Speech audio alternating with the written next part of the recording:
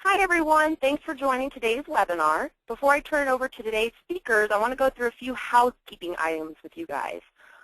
Today's webinar is being recorded, so a recording along with the slides will be posted to our website in about 10 days. I will send out an email once those post, so just keep your eyes out open for that.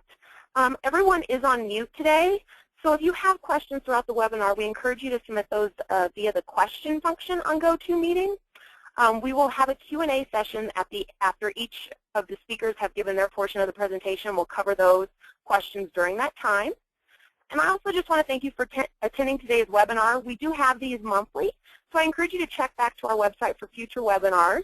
And I also encourage you to sign up for our monthly newsletter that we send out that will keep you up to date on all the fun stuff going on in the hydrogen and fuel cells office.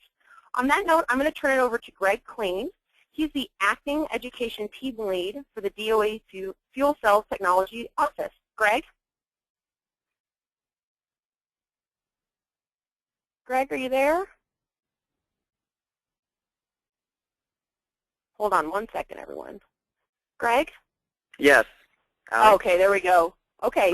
Minor hiccup, but you're on board. Thanks, Al. Just wanted to introduce the three speakers for today's presentation. First speaker today is Leslie Udy from the National Renewable Energy Laboratory.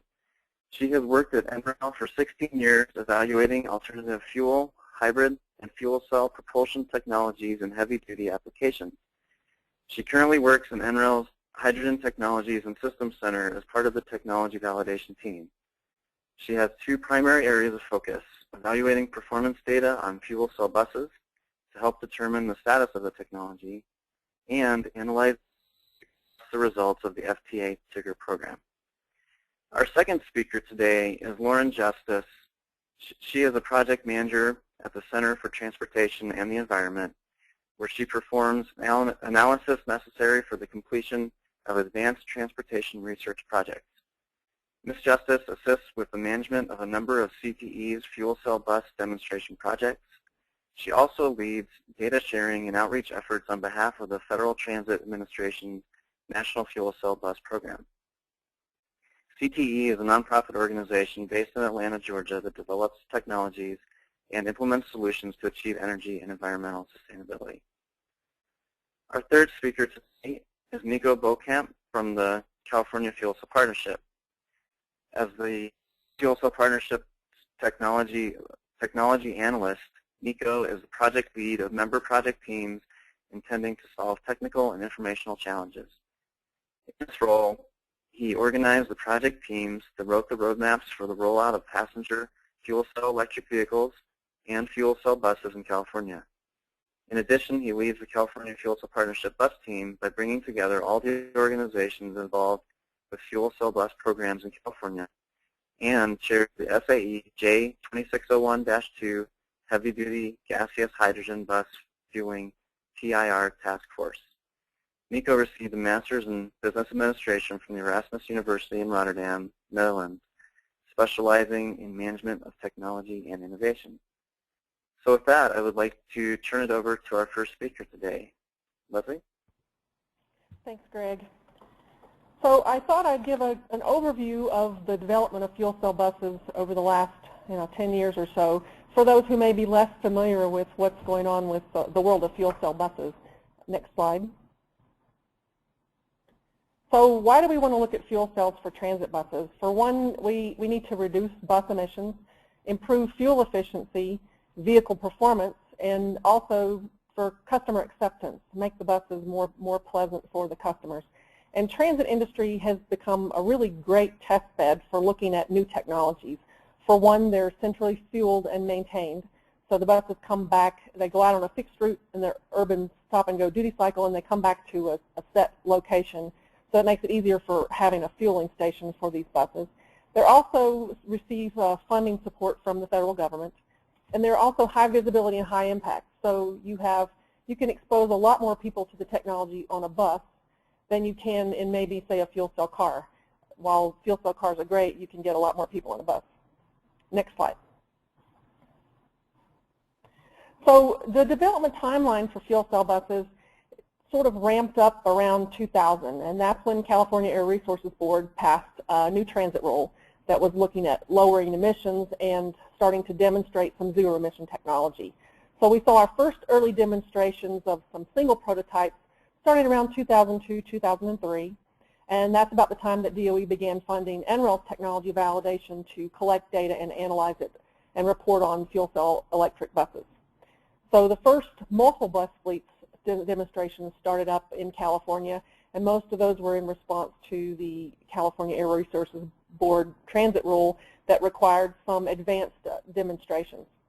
Then we saw FTA initiated in 2006 their National Fuel Cell Bus Program, and they also funded NREL to collect data on those buses that were developed under that program. So in 2010, we saw our first larger scale fleet introduced, and that was in the Bay Area of California.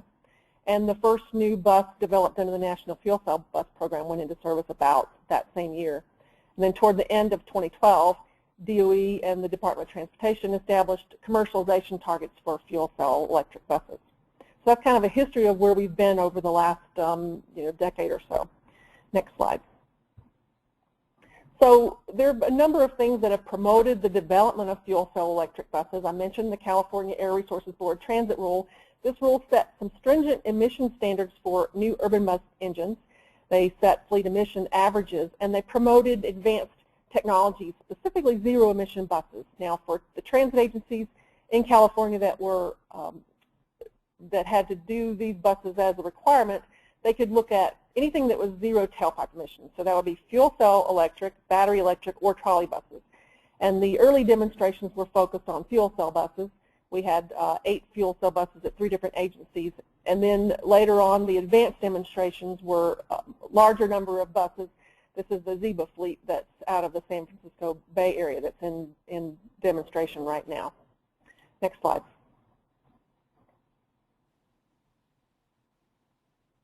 So in 2006, the Federal Transit Administration started their National Fuel Cell Bus Program. So this was a cooperative agreement with manufacturers, so it's industry and government, 50-50 cost share. Since this time, there's been $90 million, almost $90 million authorized on this program to date. And the teams were competitively selected. So FTA's goal was to have a nice balanced portfolio of projects as part of this program. So that included a number of fuel cell electric bus demonstrations. There were some specific development projects for components that would go into fuel cell buses, such as the fuel cell or converters and things like that.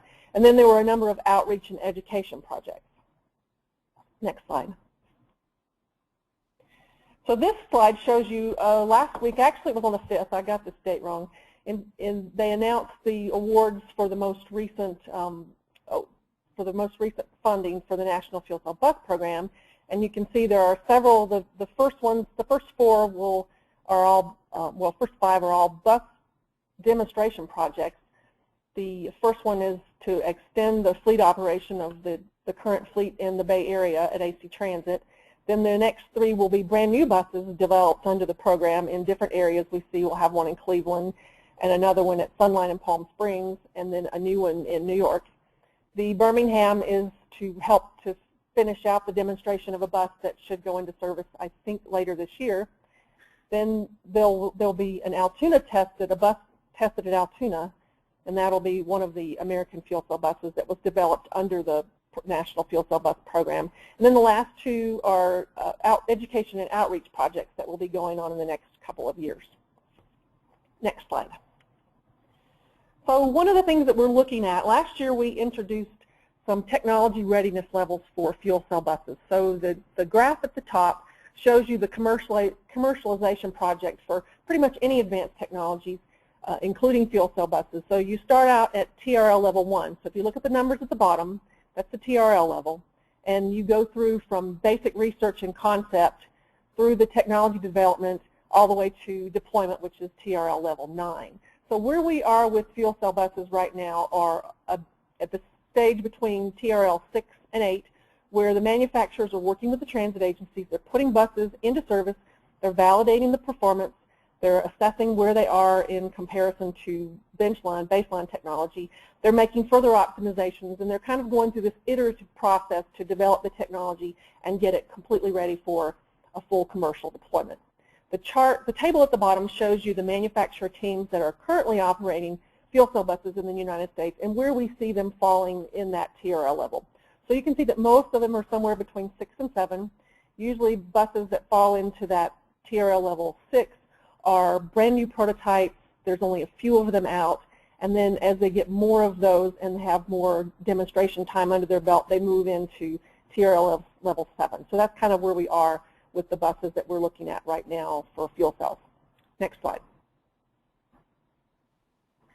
So DOE and DOT through the Federal Transit Administration have been collaborating over the last decade on the development of fuel cell buses. So you can see that DOE typically puts their money into some R&D for components, things like platinum loadings on fuel cells and some of the components that go into fuel cell buses, and DOT funds the larger programs that deploy fuel cell buses, help with infrastructure, and get them out on the street. And both have funded NREL to do technology validation so that we can compare them to targets, look at the accomplishments, and what items need to be done to further this technology to commercial product for transit buses. So there's a good collaboration going on there. And I believe that's my last slide. So I'm done. I'll turn it over to Lauren Justice. Thanks, Leslie. I'd like to thank the DOE's Fuel Cell Technologies Office for inviting me to speak here today. I'm just going to speak briefly to give a snapshot of where fuel cell buses stand on a worldwide scale. I think I have control. Next slide.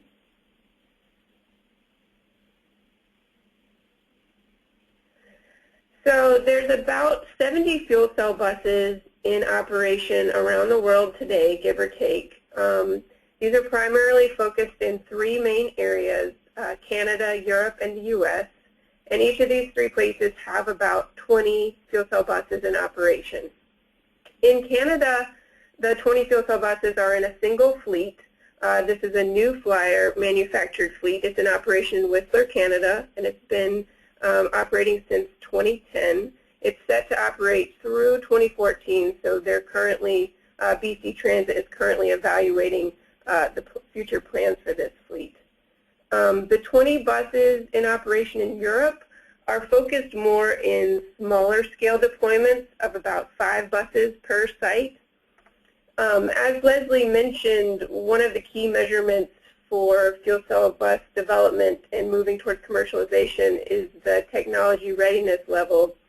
And she mentioned that in the U.S. we have a portfolio and our projects are hitting around the 6 and 7 TRL level mark. I think it's fair to say that Europe might be a little bit further down the scale. They're getting closer to hitting level 7 with most of their demonstrations. These are small buses, and they're on the 2nd or 3rd generations of these buses developments. In the U.S., the 20 buses that are deployed in our country, there's a larger fleet of the 12 fuel cell buses that are in operation at AC Transit in the San Francisco Bay Area. And then there's a number of 1 or 2 buses in operation at various cities around the country.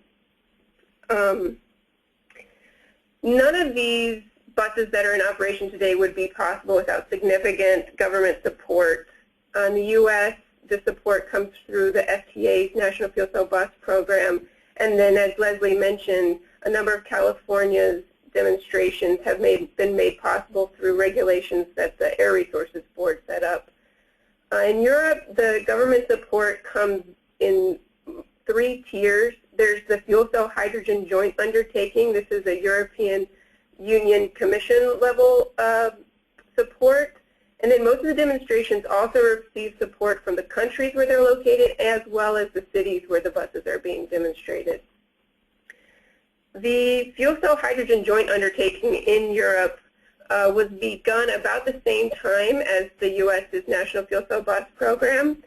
And it started with a project called the CUTE program. And under this program, 33 fuel cell dominant Daimler buses were deployed around the world, primarily in Europe, but also in Australia and China. And one of the key learnings from this project was that a fuel cell hybrid configuration would offer much greater efficiency, as well as being able to have a smaller fuel cell on board the buses and preserve the fuel cell lifetime.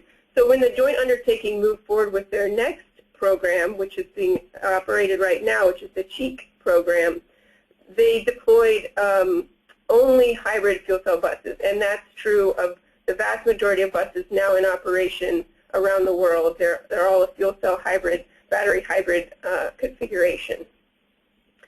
So the joint undertaking started with the CUTE program, then they moved to the CHEEK program, which is underway, and they've also launched a third program, which is known as the High Velocity program. And that project will deploy 14 buses in 3 separate cities in Scotland, Italy, and Belgium. And those buses are all Von Hool buses, and they will be deployed in 2014. In the top right corner of the screen, you can see an example of the All-American bus. This is being operated in at Sunline in Palm Springs. And the yellow bus is the Swiss Daimler bus that's being operated under the CHEEK program. In the bottom right corner, these are the Von Hool buses that are currently in operation in Oslo. They're sister buses to the Von Hool buses that are being operated by AC Transit. And in the bottom middle of the screen is the new Indian fuel cell bus. This was actually completed within this past month and is undergoing testing. And once testing is completed on this bus, they'll move forward with developing a fleet of 12 fuel cell buses to be operated in India.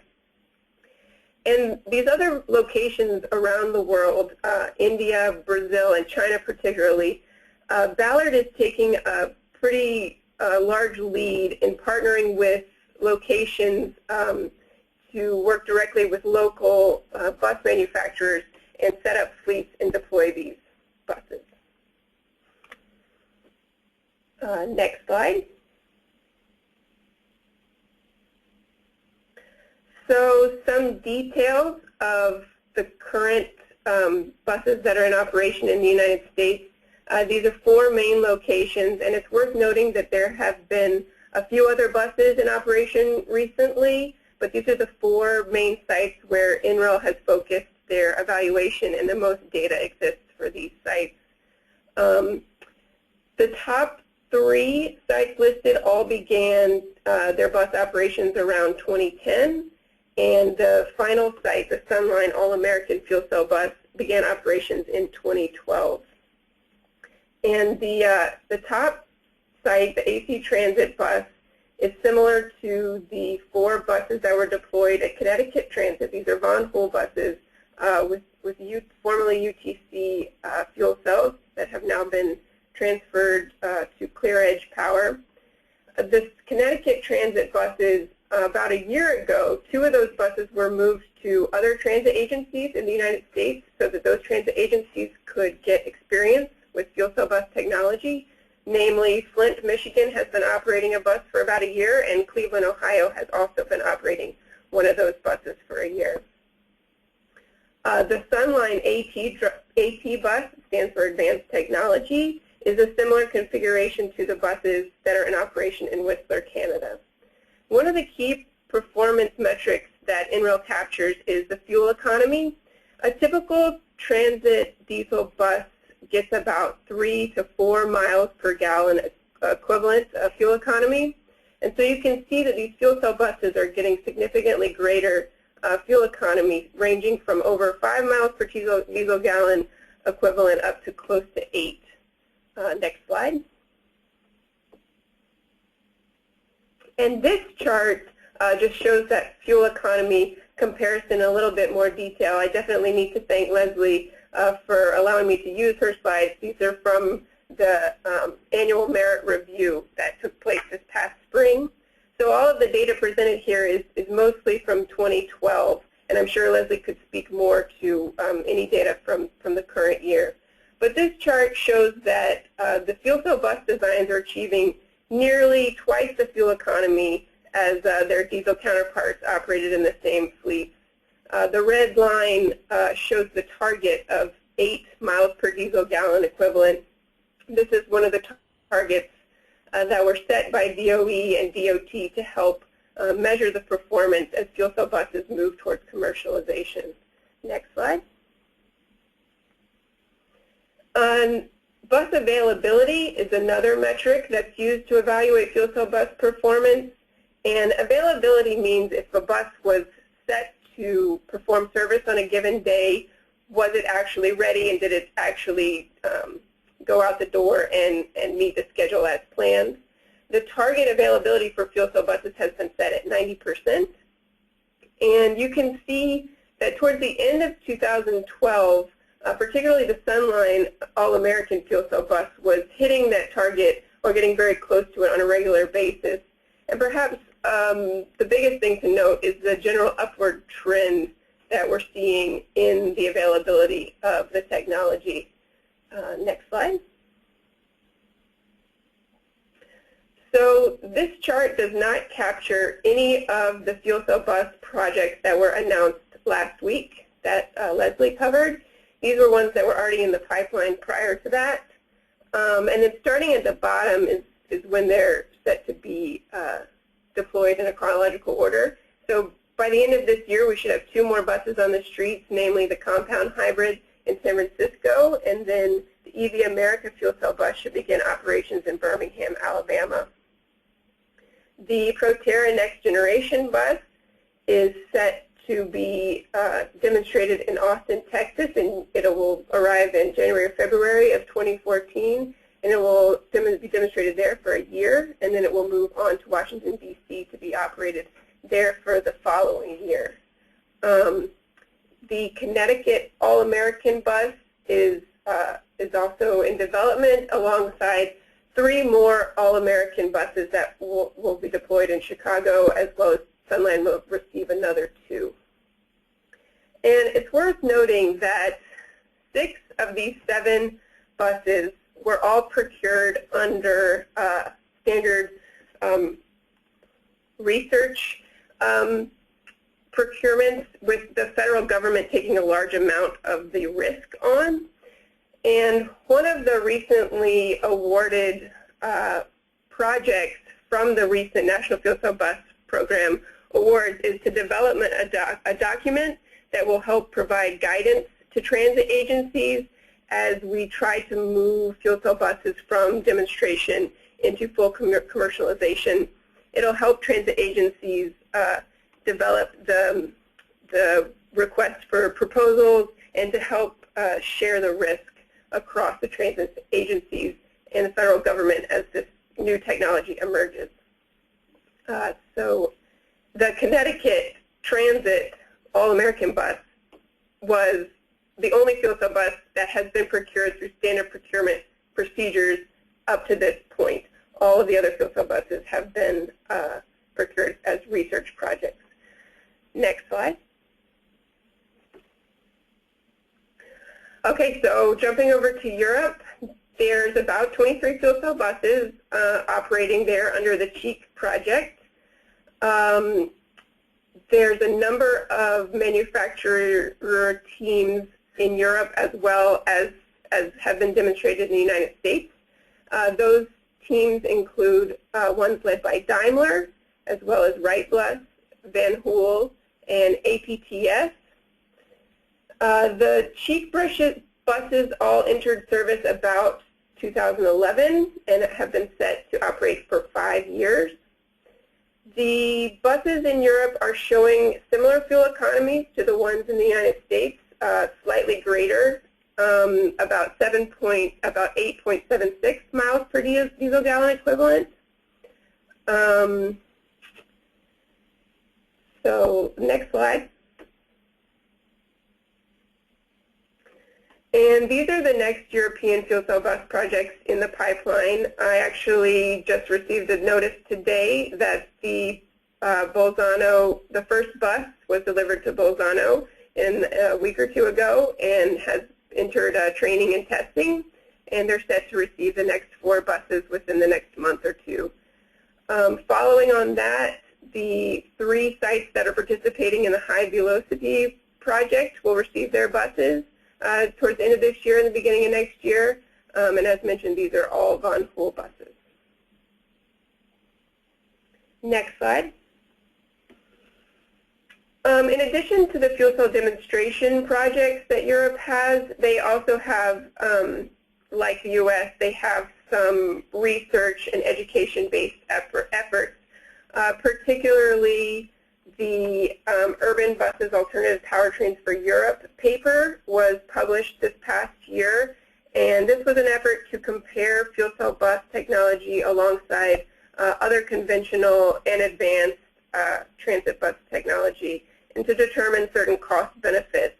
And in fact, this report did state that fuel cell buses offer the biggest bang for your buck in terms of life cycle costs, and that fuel cell buses do offer significant environmental benefits over other technologies.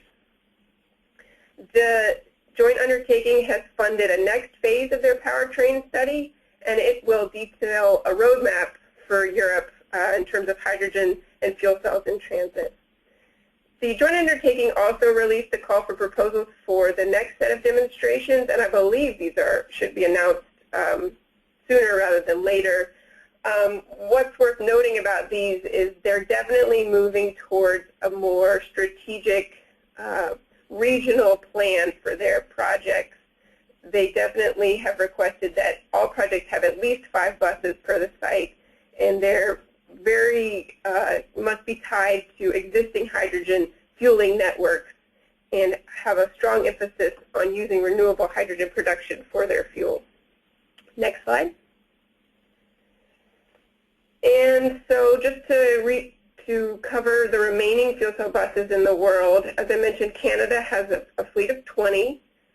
Japan is operating a number of older model fuel cell buses. These are usually used as airport shuttles in a couple of their primary airports.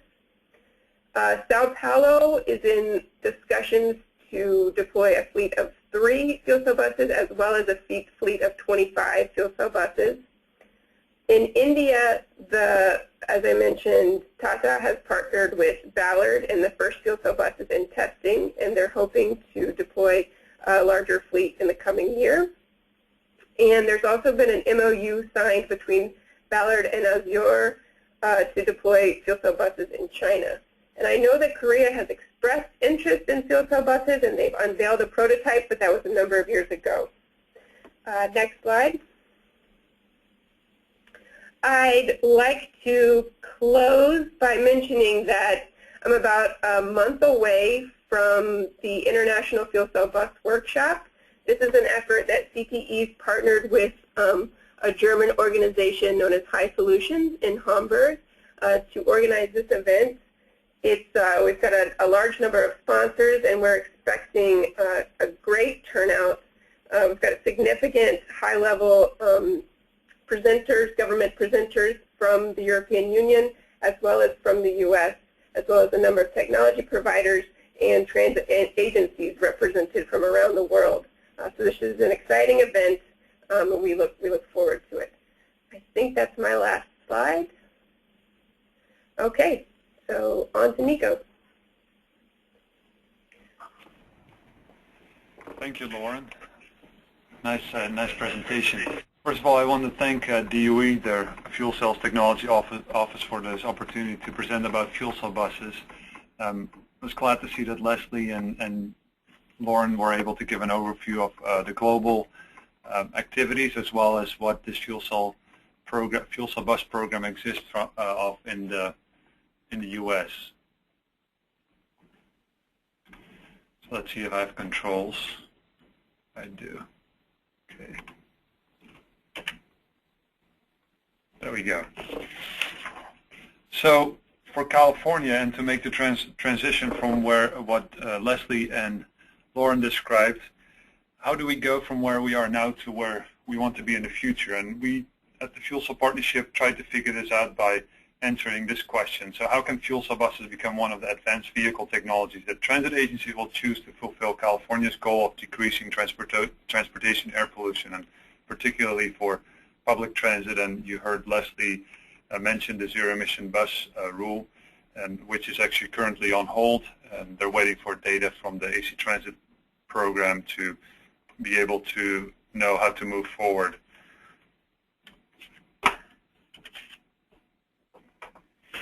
So what we focused on with writing our fuel cell bus roadmap, which I'm going to talk about right now, is on a step change in the fuel cell bus market from the current pre-commercial phase, like phase 7, 6 or 7, which was described by Leslie as well as by Lauren, and manufacturing to the early commercial phase. And I gave a little short overview here at the bottom that's based on NREL's technology readiness levels for fuel cell buses.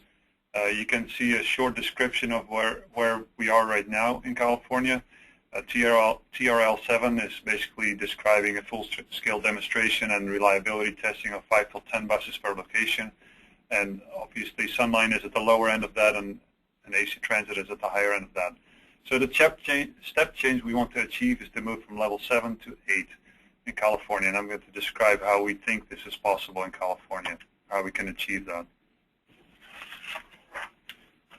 Earlier you heard Leslie talk about the US DOE and US DOT targets, and so these are the targets here.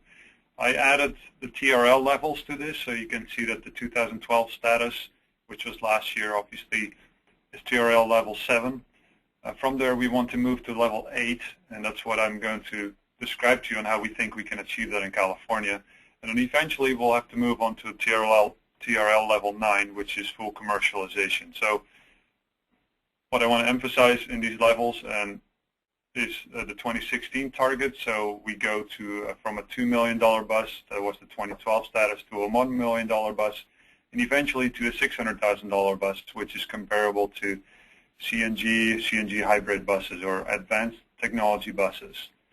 Another thing that I want to point out is bus availability. The third line on this table is the 2016 target is focusing on 85% availability, and that's the common availability number that is used in transit. But for fuel cell buses, the manufacturers, and this information was put together by industry and government and research institutes to make sure there was a correct reflection of what actually was possible. They want to focus with bus availability on 90% as the ultimate target, which is even higher than what the current target is for most transit agencies. And again, it's about the step change, so going from 2012 to 2016 targets and then towards the ultimate target. So to achieve this, we put together a rollout strategy for California. So the goal is to move deployment and manufacturing from pre-commercial, which runs about in time period-wise until 2015, to early commercial, and we think that could happen in 2016 or 2017. And the major objectives of this rollout strategy are to create 2 centers of excellence, one in Northern California and one in Southern California. And that's chosen because of the geographical separation in California that's pretty far apart, as well as that's where the transit agencies are that need to meet the zero-emission bus rule in California. And another objective is to achieve these goals that I showed you earlier. And also an important part is to provide information to support state and federal level decision making on moving forward with bus technology. So what are the details of these centers of excellence? So the key components are really, one of the main key components is that it should be a single bus configuration per site. And ideally they're manufactured in a serial production run of 40 units over 1 to 2 years. So obviously you can't just roll out 40 buses within a month. That's challenging at this point, but the 40 units number is the main number to go with per center of excellence.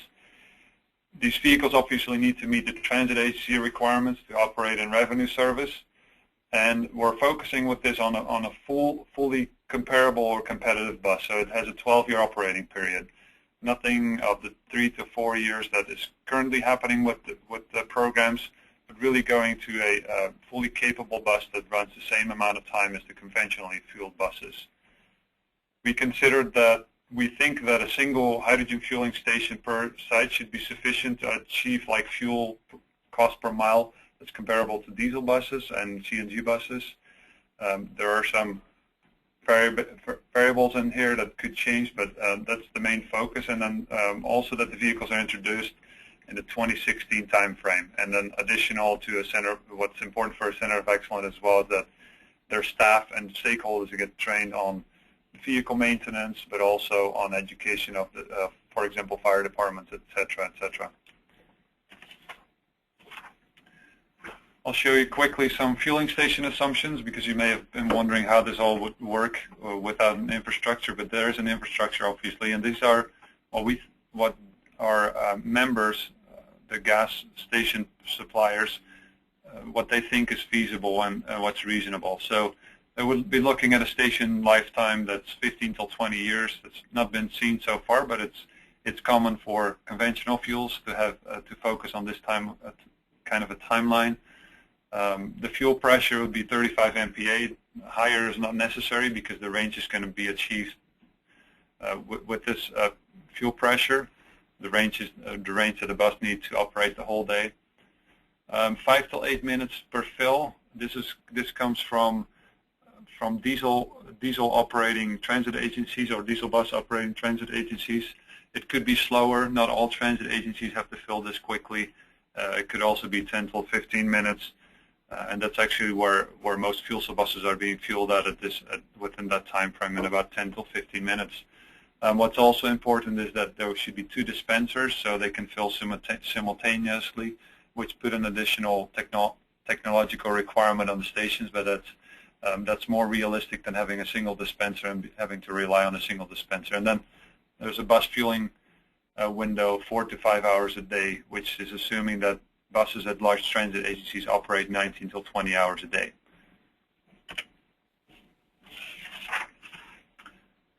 So the budget we put together for this on being able to put this in place and operate this for 12 years is about $50 million. And this can be broken up as follows, as you can see in the table. We're assuming a $1 million per bus, which is about $30 million per location above what is normally paid for conventionally fueled buses, so that's the bus cost only. What we're using for this assumption for a conventionally fueled bus is about $480,000. That's what AFTA reported in 2011 as the average purchase cost of a full-size bus in the U.S. So as you can see, that adds up to $40 million per site for the buses only. Then there's a station that's needed. That's about $5 million. A maintenance facility, and keep in mind we consider this a conventional number, the $2 million. Facility has to be upgraded to be able to deal with the maintenance of hydrogen buses, as is the case with CNG buses and diesel buses. They have their own requirements for the facilities. And then we're also considering in all of this that there will be a midlife overhaul of the bus power plant. We're calculating about $80,000 per bus. An overhaul is pretty typical after 6 years. It happens for diesel buses as well as for CNG buses. The whole engine gets rebuilt in that case, and that will also be expected to be needed for fuel cell buses where the fuel cell has to be refurbished and where the hybrid batteries need to be replaced or refurbished. For all of this, we're assuming that the fuel and station OEM will be paid for by the vehicle operator, in this case the transit agency, and we're assuming that the cost for fuel will be about $4 to $9 per kilogram, which heavily depends on the mode of supply. On the lower end is probably a pipeline delivered hydrogen, and at the higher end maybe an on-site steam methane reformation or electrolysis. And somewhere in between there would be liquid hydrogen that's delivered. And then the O&M operation and maintenance cost would be about $200,000 per year, excuse me. But of course, as I mentioned earlier, and I referred to earlier, these costs could be reduced, at least the capital cost of the station could be reduced by utilizing existing infrastructure. So as both Leslie and Laura mentioned, there is a program underway at AC Transit that's already operational, and hypothetically you could use the existing fueling infrastructure there for a 40 bus operation program as well. So currently we're working on a funding scenario and trying to figure out how to fund this program of 40 buses per 2 locations. So two locations with 40 buses each. So this would obviously lead to the step change to make fuel cell bus manufacturing move from level 7, TRL level 7 to 8, and have this first $1 million fuel cell bus on the road in the U.S. that's fully capable and comparable with a conventional bus. So you can see here that we're assuming that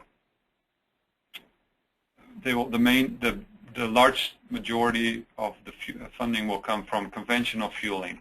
It's called 5307 funding under FTA. This is where transit agencies normally get their funding from to purchase their buses. Another one, and obviously this is specifically applicable to California, we have a program called AB 118. It's an alternative fuels program. We think that about 19% of the funding could come from that, and this obviously applies to the whole center of excellence. All the fueling infrastructure as well as the capital costs for the buses will be included in this.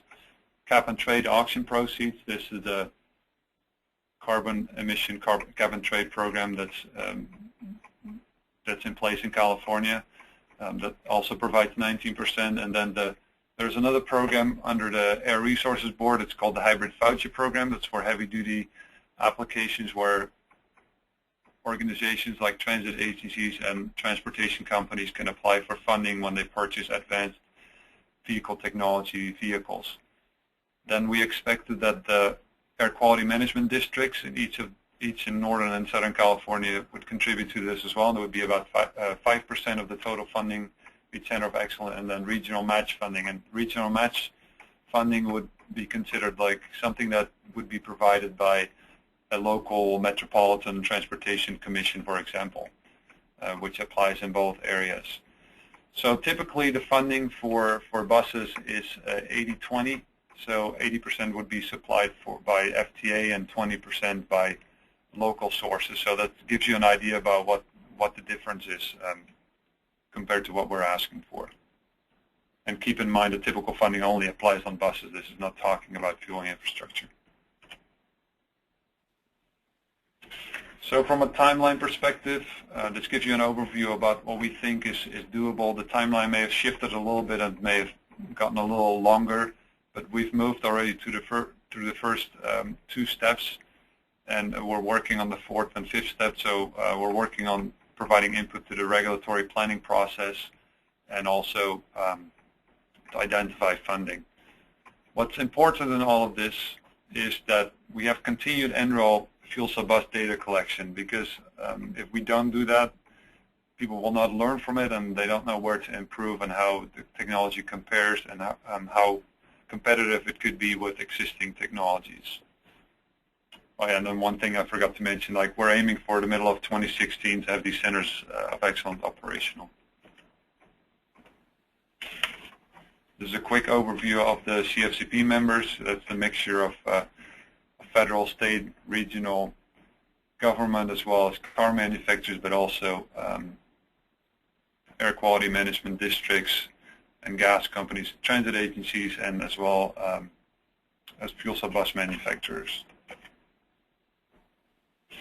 With that, I'm at the end of my presentation. I'm going to give the controls back to Craig.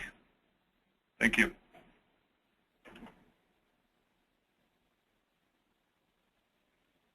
Hello. Yep, thank you for all the presentations. I think you all did a wonderful job. So we do have some questions. So I'll get right into it here. I guess the first question is for Leslie. Are there any plans to extend research or demonstration projects within the metropolitan areas of Texas? We basically cover any of the fleets that we're funded through either FTA or DOE. That will include the new bus that Lauren mentioned that's going to be in Austin. We will be collecting data on that. Other than that, I'm not aware of specific buses that are going to be in the Texas area anytime soon. Okay. I guess another question here, which I think, I mean, it was kind of covered in the presentation, but how much would a fuel cell bus cost today? It looked like the 2012 status was $2 million, but we're looking at $1 million here shortly. Maybe Nico, could you answer that question? Yeah, I think you already answered it. It's about $2 million at the moment. But if the buses were purchased, was a purchase order for 40 buses, it would drop down to $1 million, and we've had it confirmed by the bus manufacturers. Okay. Another question is related to the hybridization of the buses. What percentage of the fuel cell is utilized in the driving profile versus how much is with batteries or other power systems? I guess that's really to anyone that would like to take that question. I guess I'll take that one. There are two basic design strategies that we're looking at. Some of the early buses that you've seen that we've collected data on have been more fuel cell dominant. I don't know the percentage, but it's mostly fuel cell, and some of the newer buses that we're seeing come out are more battery dominant. So we're seeing both sides of the coin with respect to percentage of fuel cell versus battery. We don't have enough data on the battery dominant buses to really say how well they're going to work relative to the fuel cell dominant buses, but we will be collecting data on those as we move forward. Okay, thank you. And I guess, so what would that translate into kilowatts for the range of the fuel cell sizes?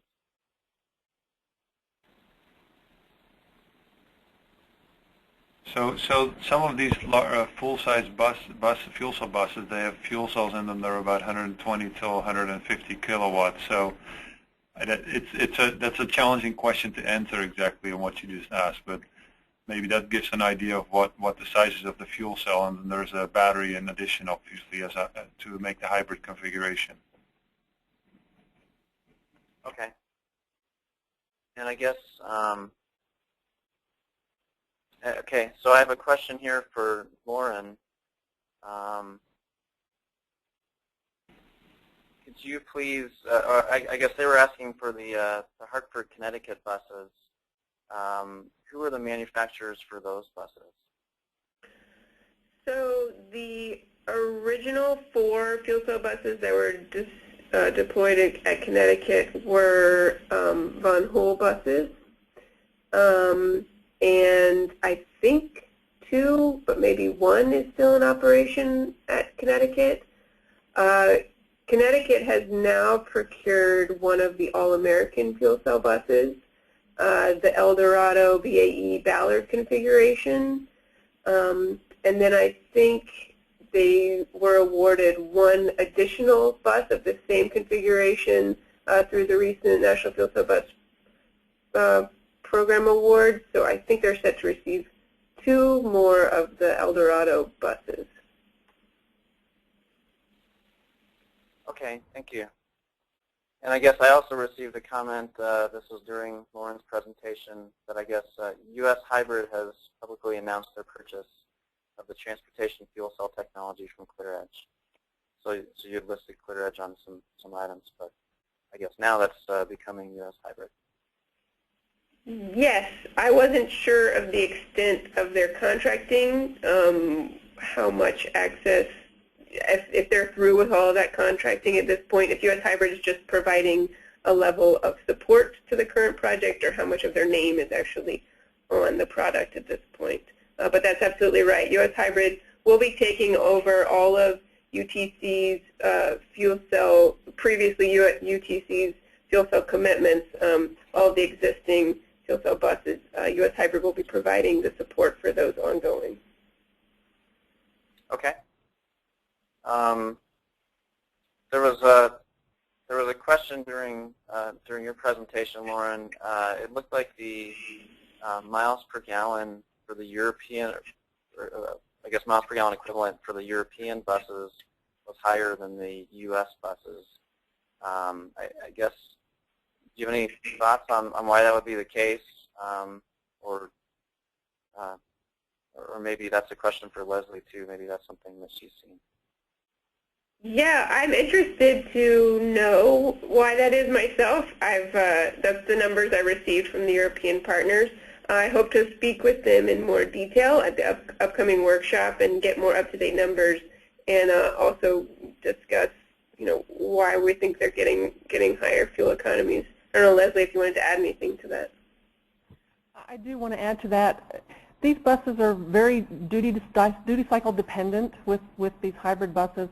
So that's one of the reasons why we try to collect a baseline bus in the same sort of service, so you can see what the diesel bus does compared to the fuel cell bus. So for Europe, their duty cycle is fairly different. They've got smaller roads and a lot more stop and go. So I'm assuming that it has something to do with their specific duty cycle being different from the ones that we've looked at here in the States. And in addition to that, there may also be a difference in fuel cells. As you may have seen, that some of the higher end mileage ones have an AFCC fuel cell, and the other one is a Valor fuel cell, which is an automotive fuel cell compared to a bus fuel cell. I'm emphasizing may. See a difference? Okay. All right. The questions keep coming in. This is great. We have some time here. The next question is about AB 118. Is that California's version of a renewable portfolio standard? No, that's AB 118, as we call it here, is an alternative fuel vehicle and infrastructure program under the California Energy Commission, which has money assigned every year, and it gets distributed over different alternative fuels and infrastructure as well as vehicle development. Okay. And here's a question asking if there's funding sources available for infrastructure. Is that a question for me as well? Yeah, Nico, why don't you answer that one? Yes, there is funding available for infrastructure. Currently, the main focus in California is on passenger vehicles, but there have been comments made, and there has been funding made available as well for funding the bus fueling stations. For example, the AC transit stations were, I think, pretty much funded with CEC AB 118 funding that was not specifically assigned for that, but that was made available for that when the request came in and a proposal was made to the CEC. Okay.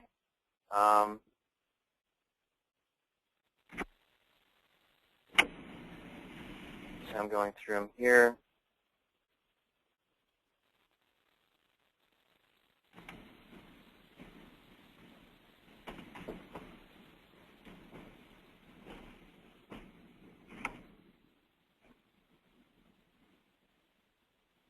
I guess with the different, so I guess there's a question again on the, I guess, duty cycle and efficiency. So with a different duty cycle, how much of a bus profile efficiency performance is associated with fuel cell and regenerative braking systems? Leslie, could you answer that one?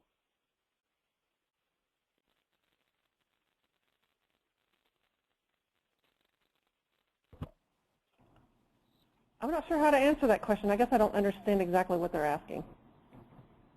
I think they're asking what the how much is maybe how much of the efficiency you're getting with the regenerative braking systems. Also, how much does that add to the total efficiency of the bus? That's a good question, and the data that we have collected in the past has not necessarily been at that level of detail. We kind of look at the bus as a whole. It would depend on the amount of batteries versus the amount of fuel cells, and I'd have to have a lot more data to be able to answer that question. But Leslie, this is Nico. That there is a difference, right, between a non-hybridized bus and a hybridized bus, correct, in the fuel cell bus? Yes, there certainly is a difference. And the ones that we looked at early on that were not hybridized, they were straight fuel cell buses, got lower equivalent fuel economy than the diesels in the same service.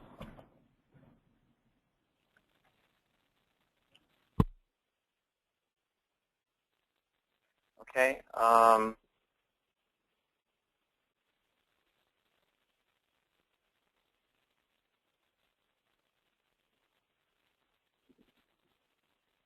There's a question about if you're only using the 35 megapascals, are you missing out on an opportunity to improve the hydrogen fueling infrastructure for hydrogen fuel cell electric vehicles?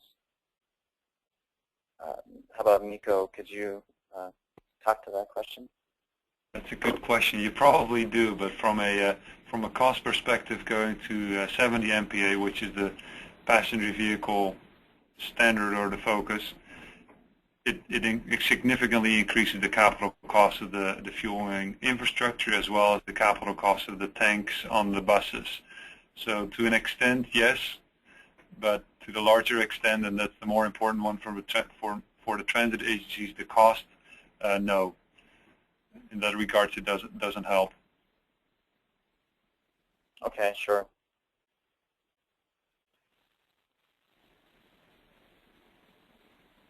And there's been more questions on the hybridization. I guess there was a question asking what % of the time is the fuel cell powering the bus versus batteries, and that really just depends on.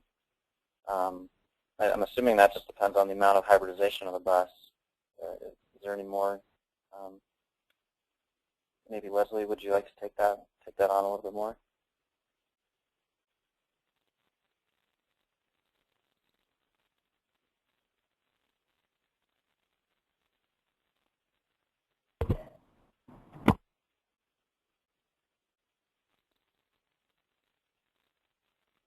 Leslie?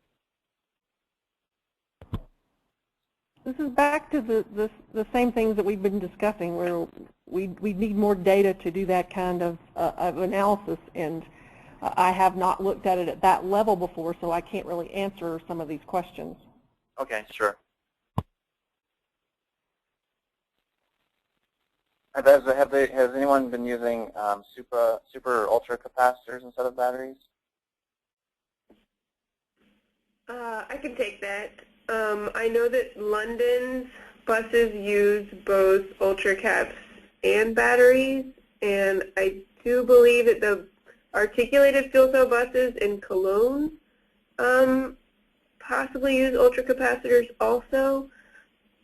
I don't think any of the buses in the States are using these, but correct me if I'm wrong. The ones in Korea may use them as well.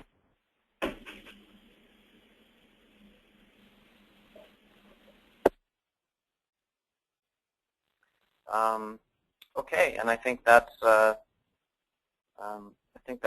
the questions. So I'll turn it back over to Allie here, and she can wrap up the webinar today. Thank you, everyone. What a great presentation. So thanks to Leslie, Lauren, and Nico for taking time out of your schedule to present today. We greatly appreciate it. Just to remind everyone, slides along with the recording of the webinar will be posted to our website in about 10 days. I will also send out an email notifications once those are up on our website. And again, I encourage you to visit our website to be informed of future webinars. We already have a couple planned for October and throughout the end of the year, so I encourage you to check back to our website. And I also encourage you to sign up for our newsletter that we send out once a month. And at that, I'm going to conclude our webinar, and I just thank everyone, especially today's speakers. Thanks. Thank you, Allie.